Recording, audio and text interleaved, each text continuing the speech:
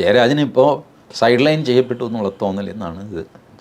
അല്ലാതെ കൂത്തുപറമ്പിൻ്റെ ഒന്നും അതിൻ്റെയൊക്കെ കാലം കഴിഞ്ഞു. അപ്പം അന്ന് വെടികൊണ്ട് മരിച്ചവർ മരിച്ചു. അവരോട് ചെയ്യുന്ന ചതിയല്ലേ? ചതിയൊന്നുമല്ല, ചരിത്രം അങ്ങനെയാണ്. മരിച്ചവൻ മരിക്കും, ജീവിച്ചിരിക്കുന്നവൻ മുന്നോട്ട് പോകും.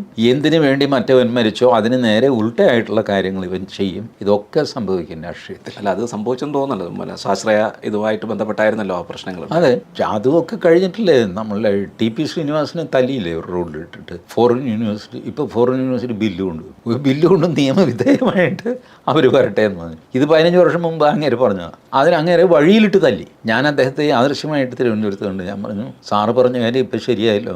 പുള്ളി പറഞ്ഞു, അല്ല, ചില കാര്യങ്ങൾ നന്നാവാനായിട്ട് എനിക്കൊരടി കിട്ടിയാൽ നന്നാവുമെങ്കിൽ ആയിക്കോട്ടെ, ഞാനതിന് തയ്യാറാണ്. കേരളം നന്നായി കാണാനായിട്ട് 2 അടി വയസ്സുകാലത്ത് വാങ്ങാൻ ഞാൻ തയ്യാറാണ്. അതുകൊണ്ട് അവർ തൃപ്തിപ്പെടുകയാണ് ചെയ്തോണ്ടിരുന്നത്. തമാശയ്ക്ക് ഇങ്ങനെ പറഞ്ഞു. അപ്പോൾ ഇതൊക്കെ ഇവർ ചെയ്യുന്നതാണ്. ഈ പോളിസിയൊക്കെ തോന്നിവാസം മാറ്റുകയും തിരിച്ചാക്കുകയും ഒക്കെ ചെയ്തുകൊണ്ടിരിക്കും. അതുകൊണ്ട് പണ്ട് കൂത്തുപറമ്പിൽ പ്രതിയായിരുന്നു എന്നൊക്കെ പറയുന്നതിന് ഇപ്പോൾ പ്രസക്തിയില്ല എന്ന് ജയരാജനും അറിയാം. ജയരാജൻ്റെ അന്യഥായുള്ള ഫ്രസ്ട്രേഷനാണ് അത് കാണിക്കുന്നത്.